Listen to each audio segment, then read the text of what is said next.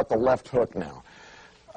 The left hook, always remember, is a counterpunch or a follow punch in a combination. Do not lead with left hooks. As the old-timers used to say, never resort to hooking unless your opponent isn't looking. And very, very true. But it's a good counterpunch. Very good counterpunch to be used when a guy misses a right hand after a feint and you're on that side. You can use it as a hard punch to the liver, as an overhand punch to the head. But it's best as a follow punch from any type of right hand or off of a jab.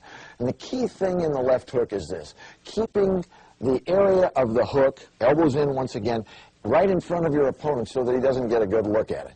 You don't want to get too far out of this center area so that his peripheral vision can pick it up. Once my hook gets out in here, why, it's easy to see. But when it's in here, it's quick, and it's delivered quickly with a good pivot, and speed is uppermost in your mind when you're throwing this punch. It's got to be fast.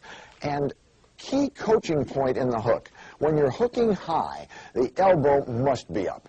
Has to be up. The elbow has to be in this position. All you have to do is to have anybody try and push against their arm when the elbow's down and you have no power at all. None. You can't generate power from here. But as the elbow's up, now the shoulder and back come into play. Now you have power. The elbow must be up on the hook, must have a nice bend in it. And when you're hooking to the body, of course, it's a little different in that the elbow will be down now, but there's still a nice bend in the elbow. But we'll get to that in body punching. Right now we're concerned with head punching and the punch coming through. So what I want to do is, when I'm throwing a left hook, either after a jab or after a right hand, is I want to make sure that I'm in a good stance. If I've jabbed, then I'm going to drop that left hand just ever so slightly underneath my opponent's chin, or just about at shoulder level. Drop and turn that with a good pivot and come right across with it in this manner. I'm not going to get way out here with it where it can be seen. I'm not going to wave. I'm not going to be flapping elbows out here. I'm going to keep everything centered as much as possible and try to get power on my hook from the pivot and the speed of the hook rather than the distance that it has to travel.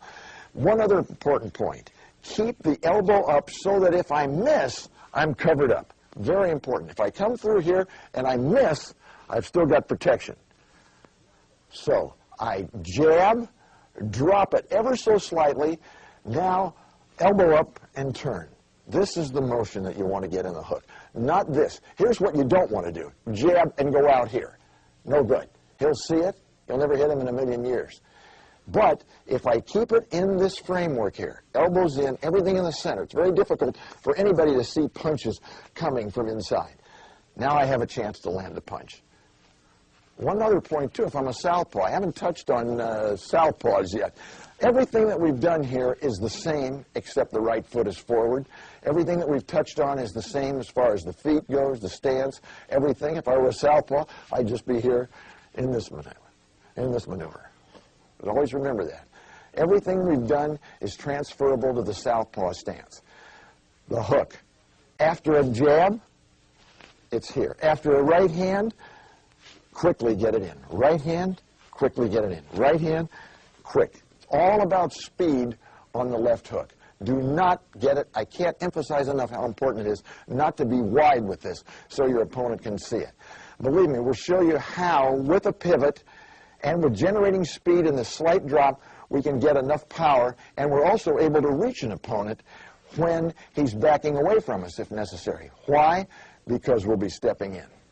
Okay, what we're going to demonstrate here is the jab and hook, then a feint jab and a hook, and then a hook coming after a right hand, and then we'll also show how you can hook when you have to follow an opponent. How the footwork will work on that. But first of all, we'll go to the hook off of a left jab. Keeping in mind the coaching points that I mentioned, the elbows are in, the left jab will drop just underneath the chin, and the power will be generated by the pivot and the speed of the punch. Okay. Excellent. All right, let's try it again. Notice how elbows are in. Notice how he's generating a lot of power, and this never gets out here, but there's more than enough power here to knock a guy out. Boom, bam. Excellent. One more time. Bam, bam. Excellent. All right. Now let's do it off of a feint. We'll do the same punch off of a feint jab and then a hook. All right. Excellent. All right. Good. One more time. Feint, hook. Bam. Good. All right, now, before we go into the right hand left hook, let's go to following across the ring. Let's go to 2 jabs and a left hook, okay? And this is, once again, bringing your feet along, stepping on every punch. You'll see it right here. Okay. Bam, bam, bam. Excellent. Okay. Bam, bam, bam. Excellent. A great punch combination, the one that the old-timer Joe Gans used off of this. He would throw 2 jabs and a left jab to the body, followed by a left hook. And we'll show you that right now. 2 jabs, left jab to the body, okay? Left hook. Bam, bam, bam, bam. Excellent. Bam, bam, boom, bam. Excellent. It's a real good combination. If you've been throwing right hands, doing those kinds of maneuvers, it's a great maneuver because they're expecting a different combination. They're expecting a right hand high, but no. They're getting a jab and a left hook, all in combination, and very difficult to stop. Very difficult. Okay. Now we're going to throw a right hand left hook, right? Okay. Bam, bam. Good. Keeping it right in close. Yeah, just bam, bam. Good. One more. Bam, bam. Good. That's a right hand left hook. Now we can also throw a left hook from a feint to the body, which we showed in one of our earlier sequences, but we'll show it again right now. So he's going to feint to the body this time, to be a feint to the body, and then a left hook. Bam, bam. Right. Now you can go into a little more of a crouch if you want to. Yeah, yeah. Bam, bam. Yeah, a little more, get down a little more to the outside here on that one. Bam, bam. Good. Okay. Keep in mind that when we're talking about the left hook, we never lead with the left hook. Never lead with it. You never want to get into that because you're extremely vulnerable. Leading with a left hook opens you up for all kinds of counter punches. So don't lead with a left hook. Same principle as leading with a right hand. If I go out there and lead with a long left hook, get out in this position and miss, I'm in a lot of trouble.